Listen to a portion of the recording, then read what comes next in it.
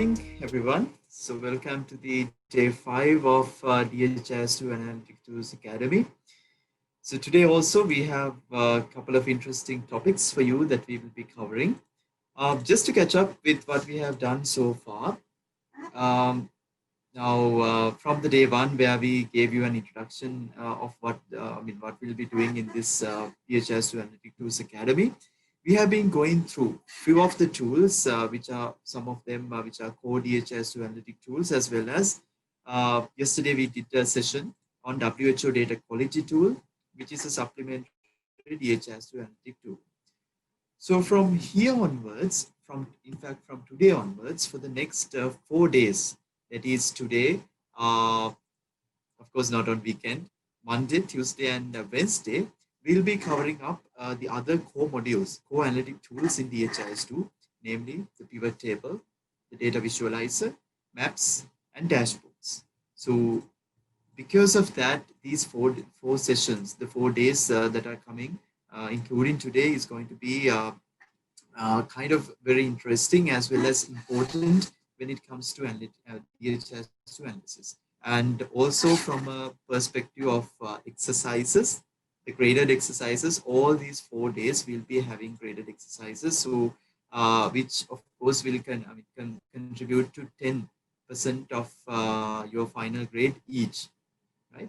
And also when it comes to the exam, the final exams point of view, in the final exam also, most of the questions will come from the areas that we'll be covering during the next 4 days. So therefore, I really emphasize you that you should be paying attention, and also like if certain areas are not clear, you need to ask questions and get them clarified in these 4 days. Okay, so the usual norms, please mark your attendance. It must be available, and also the academic material for the day 5 should be now available, which you can refer. So today's sessions will be conducted by Priyanka mostly, and we will try to have the sessions interactive as much as possible. And towards the latter part of the day, you will do the graded exercises in groups, right? Okay. So I think that's all from me now. So Priyanka, you can start. Okay, thank you very much, Pramod. So today we are starting pivot table, a very popular topic, and everybody knows pivot table. But I think most of us, I should say all of us, don't know everything. So worth spending a day, a whole day, for refresh our knowledge on pivot tables. So today, the whole day, the whole session will be on pivot tables. So be prepared to learn pivot table today.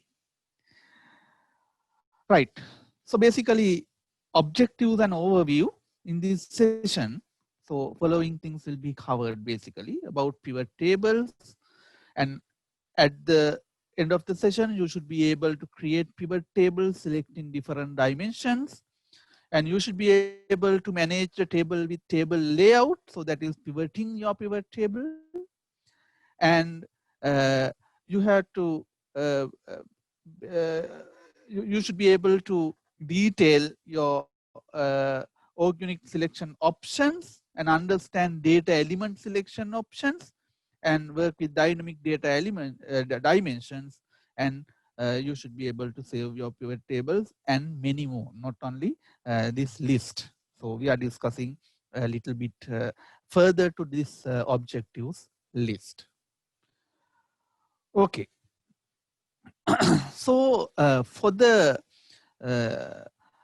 convenience of organizing today's session, I'd like to divide the entire session to 9 parts. So that means we have to cover these 9 parts today. So I have, so this screen shows you about an overview of 9 parts. So part 1 is pivot table basics. Part 1 is pivot table basics. Okay, right. Right. So we are starting with basics on pivot tables. Right. So pivot table would be one of the most important sessions in this Analytic Tools Academy. So it's a essential knowledge you have to gain. It's a very important thing. So I suggest you to interact always with us to clarify your doubts. So there are many ways. So you can use the Zoom chat, and even you can raise your hand. Then I think Pramod will allow you to talk. Then you can present your queries and we can discuss. So always you all are welcome to come up with your queries and clarifications. Okay, starting with part 1, pivot table basics. So the overall architecture would be, in each part we would be having some sort of theory part with some slides. Then we will be doing a demonstration, live demonstration on that specific part. So 9 parts, 9 demonstrations. And at the end, after finishing the 9th part, so we will be moving to our graded exercise. So today, end of the session, you will be having a graded exercise, which will be counted at your final marks. Right. So so you should know these things, but I just mentioned for the sake of the completeness. So you know, pivot tables offer quick access to statistical data in a tabular format. And the name pivot is given. You can pivot this table, or you can modify or change or turn this table as per your wish using these dimensions. So all these dimensions, data dimension, org unit dimension, period dimension, any of these dimensions you can change to tailor the view to get the desired view, So that is pivot table. So moving ahead, before moving ahead, can somebody tell me, so what is now, you have 3 main tools in DHIS2 for data analysis: pivot tables, visualizer, so that will create graphs and charts, and maps, which create GIS maps. So these all 3 tools have their own features, their own capabilities, but among them, what is the, I would say, most important feature to consider to use in pivot table? So can somebody answer? If you are using, if you are going to use a pivot table, what would be the reason? It would be, if your preference is to use a pivot table rather than drawing a map or a chart, what would be the main reason? Yeah, somebody in the morning, I think everybody is fresh, not sleepy yet. Tabular formats are very easy to understand and express the idea. Yeah, exactly, Deepal. So that is one of the most important reason. Oh, so anything more?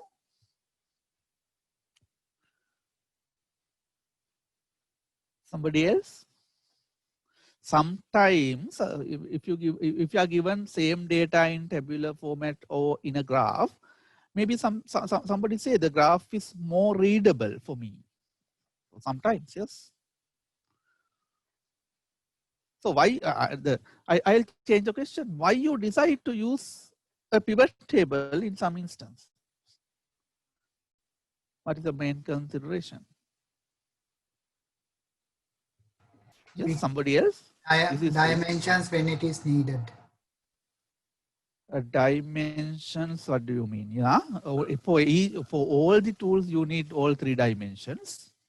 That's But we correct. can change instantly compared to graph. Yeah, I will agree with you, but in all other analytics tools, the same thing you can do. Sometimes Okay, when yeah, sometimes please when, proceed. yeah, sometimes when you need more granularity in data, being able to see multiple dimensions, pivot table is more effective than a visualization. Okay, so very close to the answer I expected. Yes, you can see more granular data as well as you can see more data. So obviously, when it comes to a GIS map, at a time you can show only one data element or one indicator. When it comes to a graph or chart, then you can show at a time maybe 2, 3 or up to 5 even, still limited number of data. It may be data element or indicators.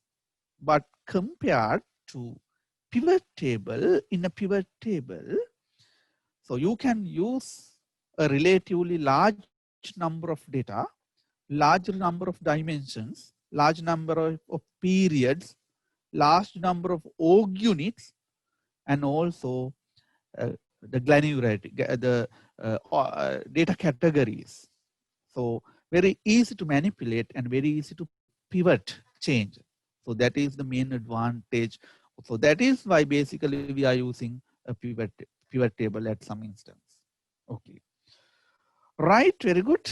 So moving ahead. A pivot tables are extremely flexible analytical tools available in DHIS2, but yet powerful. Flexible yet powerful.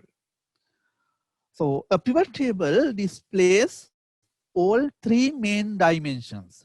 To get a pivot table, you need to have all 3 main dimensions, that where, what, and when. That is the data, org unit, and period. So all 3 dimensions are essential. Some additional dimensions can be included. Those are optional. We will discuss. So pivot table allows you to pivot or reorganize your data according to your needs or preference. So how you reorganize your data? You can sum up your data. You can analyze and sort your data.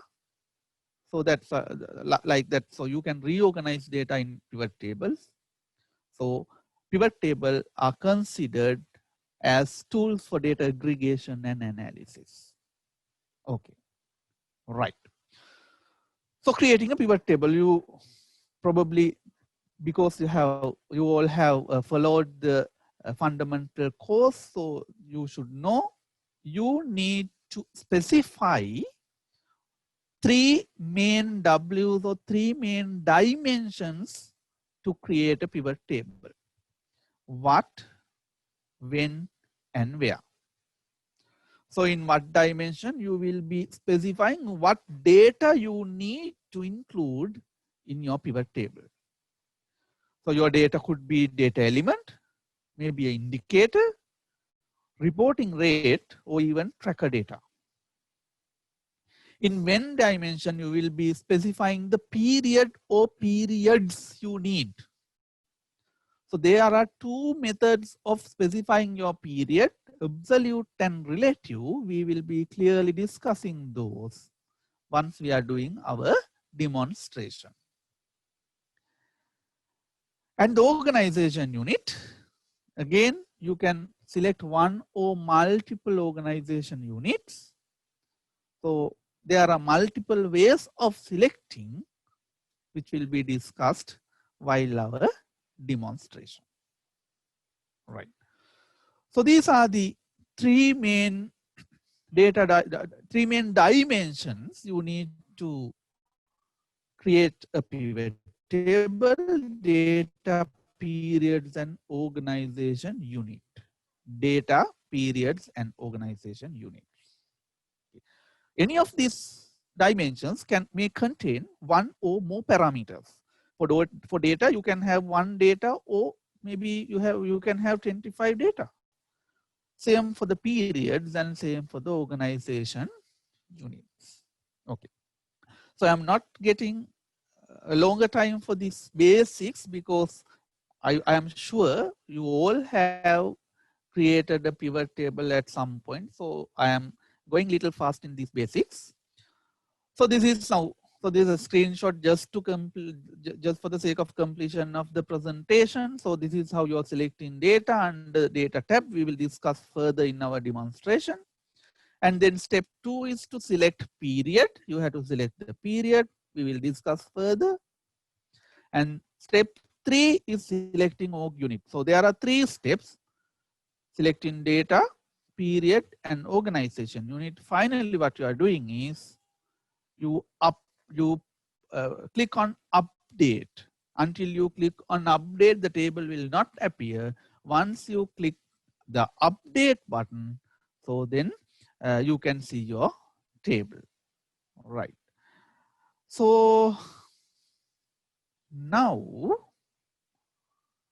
we are moving to the demo of part 1, which is a little long, which will take a little long time. Okay. So very basics, very basics. Right. Let me, right. So this is the instance.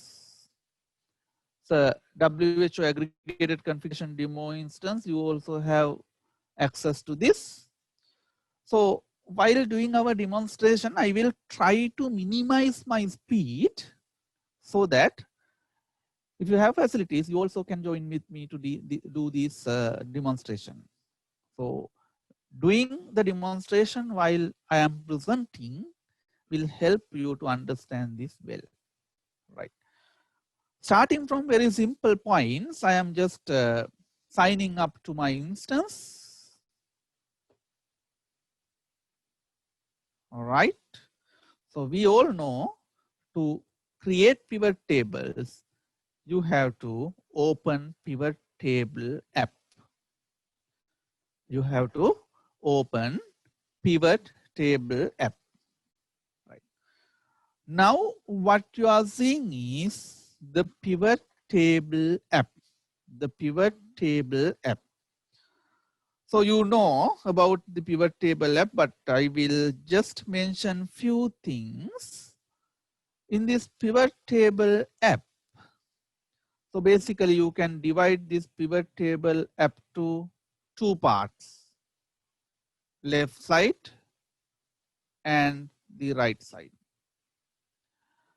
Left side is to basically configure your pivot table, or in other words, to change dimensions or select dimensions. Right side, the area I am marking here is to see your pivot table or see result. You have another set of menu on the top of right side, which are used to further configure your pivot table. So it's like that, very simple, right? Let me open a pivot table first, just to show you the components. So shall we take some HIV pivot table testing? Okay, this would be better. Right. Here, you have a pivot table. So just to understand what you can see here, obviously on rows, you can see org unit. So animal region and food region are org units. So this is in rows. And you have columns. So these are columns, these are column headings. In columns, you have data. Obviously, you can, if you closely examine, so HIV test performed should be a data element. HIV test positive also should be a data element which is captured at the facility level. And HIV test positive rate obviously an indicator which is generated using raw data. So we have data dimension here and we have org unit dimension here. And finally, on the top row, you get the period dimension. So all three dimensions are there and there are values in each cell. So this is a very simple pivot table. So nothing much.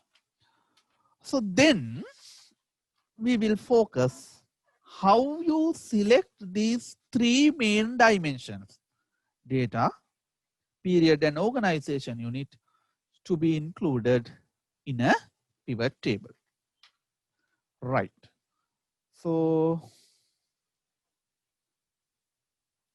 right. First, we will consider data. So on the left side here, I have series of tabs. So I have the first three tabs are data, period, and organization unit. So these are the tabs we are using to select parameters to create our pivot table. Okay. First task is to select data. Once you select data tab, on the first select box, you can select what are the data you need. So you can select one or more from indicators, from data elements and data sets, and event data items and program indicators. Last two are from tracker program. Right. So for an example, so just to show you how we select one data element, select data elements here, and then it asks the data element group.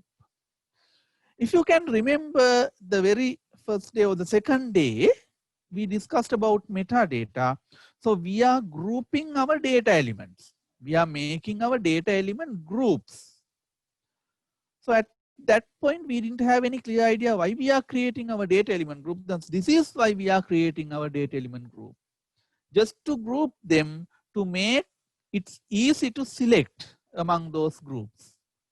So we have groups. If you select HIV group, so in HIV groups, all HIV related data elements are there. You can select one. Okay. So very simple. Now, if I remove everything here, so say in HIV group, HIV test positive and test performed, I can move these up and down. And so the last thing should be an indicator. So I select an indicator. An indicator group again should be in HIV.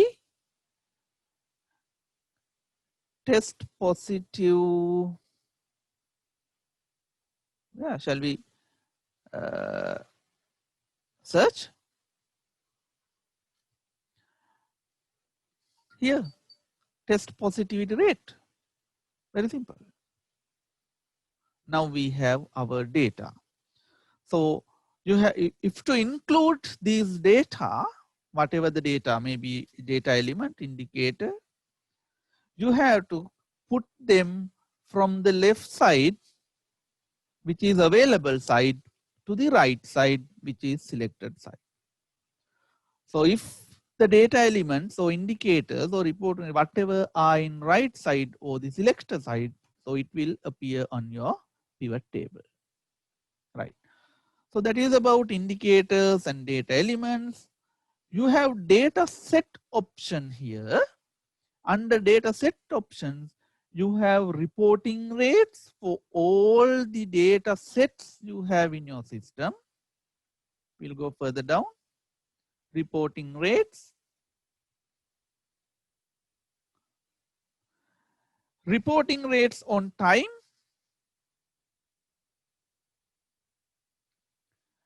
Actual number of actual reports. Actual reporting rates on time, and expected reports, number of expected reports. So most of these data you can find in reports app.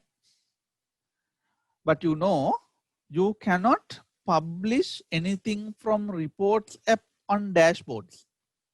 If you want to show your reporting rates and number of actual and expected reports in dashboards, this is the way you have to do it. You can create your pivot table using reporting rates and actual reports or whatever, and you can publish that in your dashboard. So that is about reporting rates in the data set. All right. And event and program data, we are not going to discuss today because it is out of the scope of our academy. It is discussed in our tracker academies. Right. So now we have finished selecting data for our pivot table. Then go to the next tab, which is period.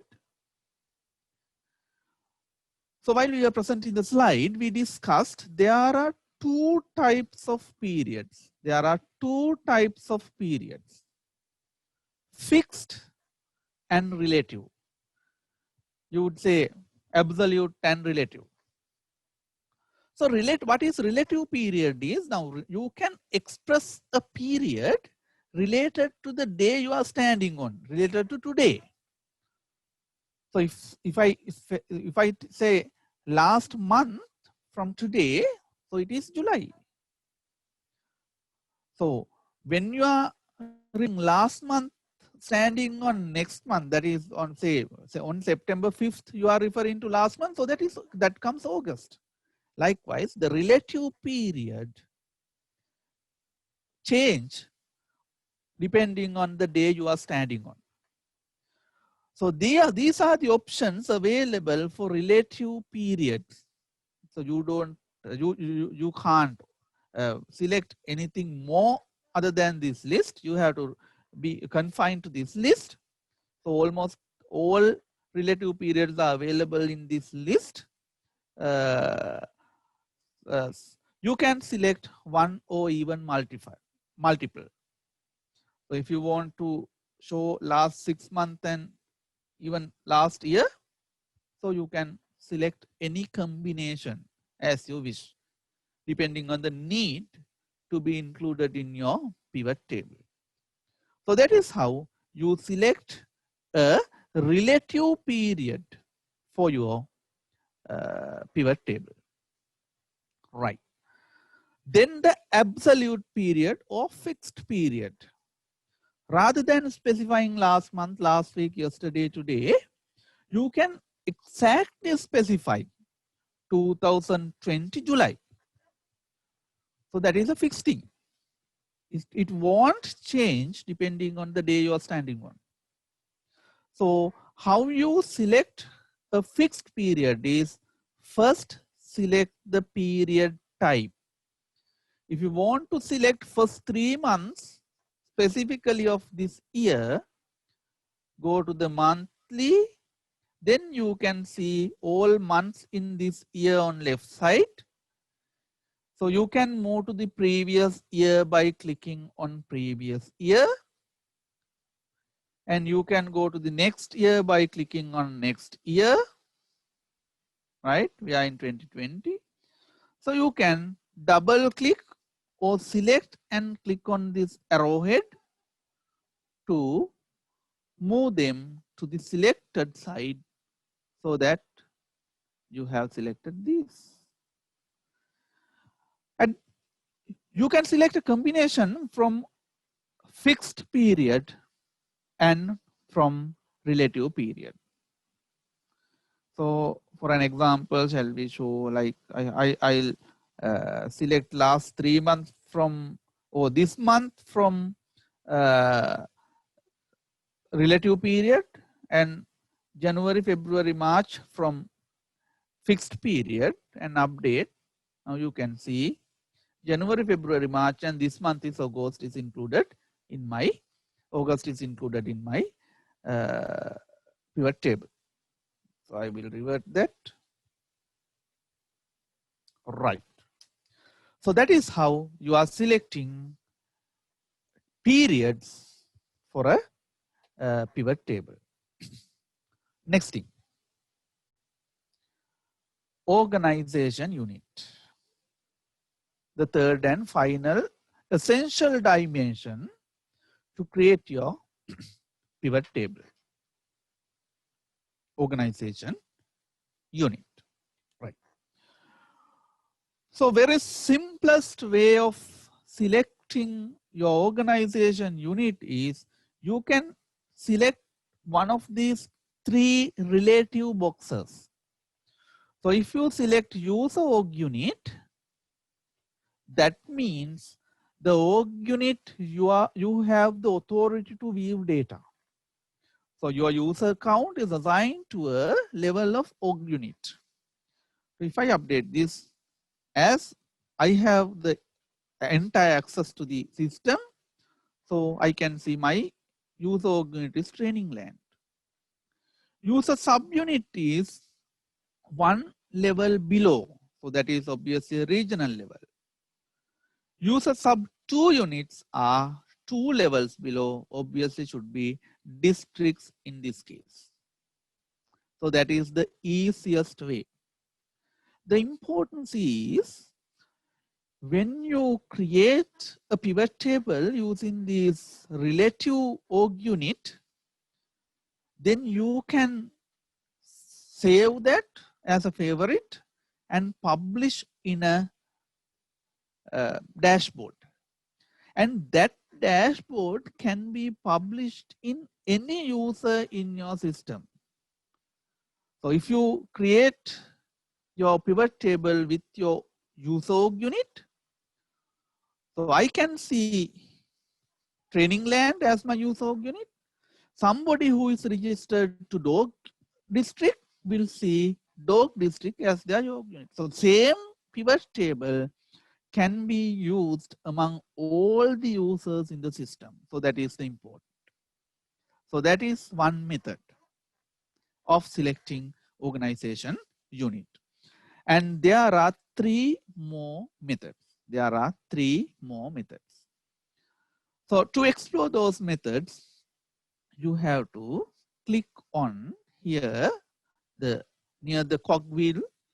If you click this, you can see 3 selection modes. 3 selection modes.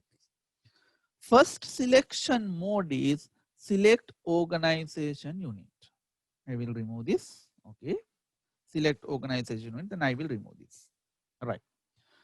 Select organization unit is the easiest way of selecting organization unit for your pivot table. You can directly go and select what you need. If I select bird district here, you can see bird district. If you select fish district, you can see fish district. You can go further down, and if you select, so let's see whether we have data. Yeah, we are having data. So Angelfish Private Hospital. Or else you can select by multiple org units. Here, having pressed Control key in Windows and Command key in your Apple computer, you can select multiple org units. Now I have selected 3, bird, dog, and game. Shall we update and see?